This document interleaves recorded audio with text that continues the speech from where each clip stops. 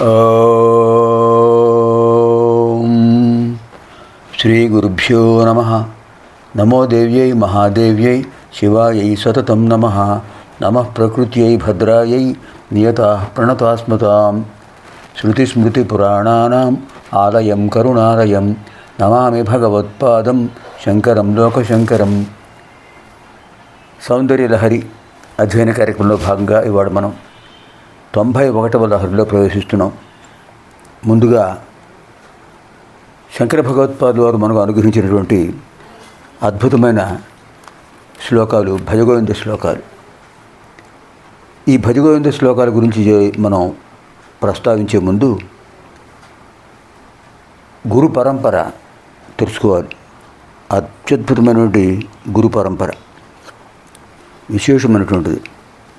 ఈ గురు పరంపరను ఒక్కసారి జ్ఞాపకం చేసుకున్నా కూడా ఆ గురువుల యొక్క దివ్యానుగ్రహం మనకు లభిస్తుంది. నారాయణం పద్మభువం వసిష్ఠం శక్తిం చ తత్పుత్ర పరాశరం చ వ్యాసం శుకం గౌడపాదం మహాంతం గోవిందయోగీంద్రమధాస్య శిష్యం శ్రీశంకరాచార్యమధాస్య పద్మపాదం చ హస్తామలకం సురేశం తం తోటకం వార్తికకారమన్యాన్ అస్మద్గురూన్ సంతతమానతోస్మి. ఈ ఒక్క శ్లోకంలో అత్యద్భుతమైన గురు పరంపర మనకు అందించారు. ఎంత అద్భుతమైన గురు పరంపర చూడండి. నారాయణం శ్రీమన్నారాయణుడు, ఆయన యొక్క నాభికమల నుంచి ఉద్భవించినవాడు పద్మభువం బ్రహ్మదేవుడు. ఆయన యొక్క తేజస్సులోంచి ఆవిర్భవించిన బ్రహ్మమానస పుత్రులు వశిష్ఠుల వారు. ఆయన కుమారుడు శక్తి మహాముని, ఆయన కుమారుడు పరాశరుల వారు, పరాశరుల వారి కుమారుడు వ్యాసుల వారు. ఆయన శిష్యులు కుమారులు శుకపరబ్రహ్మ, శుకపరబ్రహ్మ శిష్యుడు గౌడపాదాచార్యుల వారు, ఆయన శిష్యుడు గోవింద భగవత్పాదాచార్యులు, వారి శిష్యులు శంకర భగవత్పాదాచార్యుల వారు, వారి శిష్యులు పద్మపదాచార్యుల వారు, హస్తామలకాచార్యుల వారు, సురేశ్వరాచార్యుల వారు, తోటకాచార్యుల వారు. ఈ గురు పరంపరకు నమస్కారం చేస్తూ మనం భజగోవింద శ్లోకాల విశేషాలను కూడా మనం తెలుసుకుందాం. వ్యాసుల వారు ప్రస్థానత్రయం అందించారు మనకు. బ్రహ్మసూత్రాలు, ఉపనిషత్తులు, తర్వాత విశేషమైనటువంటి భగవద్గీత. ఇది ప్రస్థానత్రయం. ప్రస్థానం అంటే బయలుదేరటం. ఎక్కడికి బయలుదేరటం? భగవత్ సన్నిధికి బయలుదేరటం. భగవత్ సన్నిధికి బయలుదేరడానికి ఒక 3 మార్గాలు ప్రస్థానత్రయం. బ్రహ్మసూత్రాలు, ఉపనిషత్తులు, భగవద్గీత మూడింటిని వ్యాసుల వారు అందించారు. ఆయన యొక్క ఆదేశంతో శంకర భగవత్పాదుల వారు ఆ మూటికి భాష్యం రాశారు. బ్రహ్మసూత్ర భాష్యం, ఉపనిషత్ భాష్యం, భగవద్గీతా భాష్యం. అలాంటి మహానుభావుడు. ఇంకా ఈ బ్రహ్మసూత్ర భాష్యం, ఉపనిషత్ భాష్యం, శంకర గీతా భాష్యం కూడా కొంచెం జటిలంగా ఉంటాయి. సంస్కృతం బాగా వచ్చిన వాళ్ళకి తప్ప అందరికీ అర్థం కావని వాటి సారాంశం చిన్న చిన్న పదాలతో భజగోవింద శ్లోకాల్లో అందించారు ఆ మహానుభావులు. అలాంటి భజగోవింద శ్లోకాల్లో మొదటి శ్లోకం మనం ఇప్పుడు అధ్యయనం చేద్దాం. తర్వాత లహరిలో ప్రవేశిద్దాం.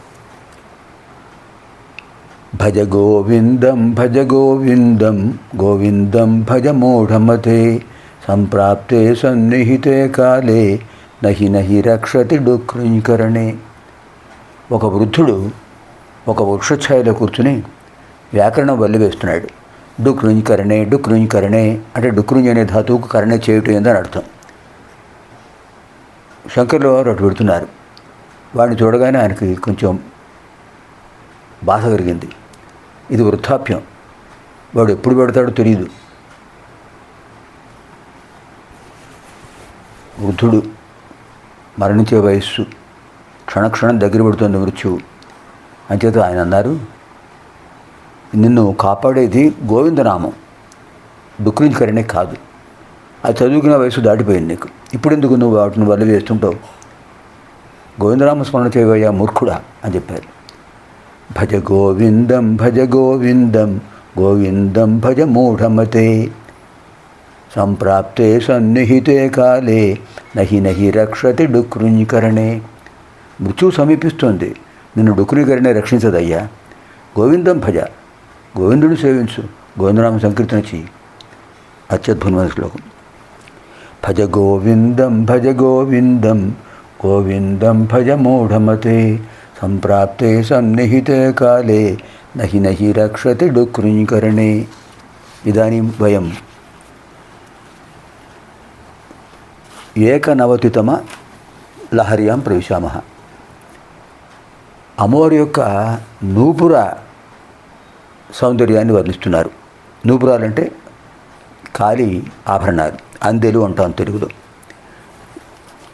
పదన్యాసా క్రీడా పరిచయమివారబ్ధు మనసః స్ఖలంతస్తే ఖేలం భవన కలహంసా నజహతి తతస్తేషాం శిక్షాం సుభగమణిమంజీరరణితచ్ఛలాదాచక్షాణం చరణకమలం చారుచరితే.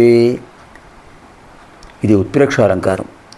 పదన్యాస క్రీడా పరిచయమివారబ్ధు మనసః స్ఖలంతస్తే ఖేలం భవన కలహంసా నజహతి అతస్తేషాం శిక్షాం సుభగమణిమంజీరరణితచ్ఛలాదాచక్షాణం చరణకమలం చారుచరితే. సంబోధన: హే చారుచరితే, అమ్మా, పవిత్రమైన సౌందర్యభరితమైన కథలు కలిగిన అమ్మవారి వినివు. పదన్యాస క్రీడా పరిచయమివ, నీ పాదాలను ఉంచడంలో అంటే ఆ నడకలో ఉన్నటువంటి అది ఎంత గొప్ప అభ్యాసం. అది దాన్ని ఆరబ్ధు మనసః సంపాదించాలి, నేర్చుకోవాలని కోరికతో ఉన్నాయట. ఏమిటవి? భవన కలహంసాహ. రాజభవనాల్లో పెంచబడుతున్నటువంటి కలహంసలు, రాజహంసలు, అవి నీ నడకను అనుకరిస్తున్నాయి. స్ఖలంతః జారిపోతున్నాయి. తే ఖేలం, నీ యొక్క క్రీడా విలాసాన్ని నజహతి వదిలిపెట్టడం లేదు. ఏమైనా సరే అమ్మవారి అనుగ్రహంతో మనం నేర్చుకోవాల్సిందే. అమ్మవారి అడుగుల నడకలు నేర్చుకోవాల్సిందే అనుకున్నాయట. అతః, అందువల్ల చరణకమలం, నీ పాదపద్మ సౌందర్యం ఎటువంటిదమ్మా? సుభగమణి మంజీరరణితచ్ఛల, అందమైన రత్నాలతో అలంకరించబడినటువంటి ఆ అందెల యొక్క అద్భుతమైన ఆ విలాసం. తేషాం, వాటికి, ఆ రాజహంసలకు శిక్షాం ఆచక్షాణమివ ఖేళన శిక్షను, గమన శిక్షను, నడకలో నేర్పుతున్నాయా అన్నట్టుగా ఉన్నాయమ్మా నీ మందగమన సౌందర్యం. ఓ జగన్మాత, రాజభవనాల్లో ఉండే హంసలు ఏవైతే ఉంటాయో అలాగే కైలాసంలో మీరు పెంచుకునే హంసలు ఉన్నాయి కదా, అవి పదన్యాస క్రీడను అభ్యాసం చేస్తూ జారిపోతున్నాయి, తొట్టుపాటు పడుతున్నాయి. మీ గమనాన్ని చూసాయి, ఇలాగే అనుసరించాలి అనుకున్నాయట. అలా అవి మీ గమనాన్ని అనుసరించి నడకలు నేర్చుకుంటున్నాయట. అంత సౌభాగ్యం కలిగినట్టు మీ నడక. మీ పాదాలకు నమస్కారం, మీ పాదాల అందెల రవడికి నమస్కారం అని చెప్పారు. ఎంత అద్భుతమైన భావన. ఇది ఉత్ప్రేక్ష అలంకారం. పదన్యాస క్రీడా పరిచయమివారబ్ధు మనసః స్ఖలంతస్తే ఖేలం భవన కలహంసా నజహతి అతస్తేషాం శిక్షాం సుభగమణిమంజీరరణితచ్ఛలాదాచక్షాణం చరణకమలం చారుచరితే. పునర్మిలామः ఆగామిని కార్యక్రమే. సర్వేభ్యः జగన్మాతృదేవ్యాः దివ్యానుగ్రహప్రాప్తిరస్తు. స్వస్తి.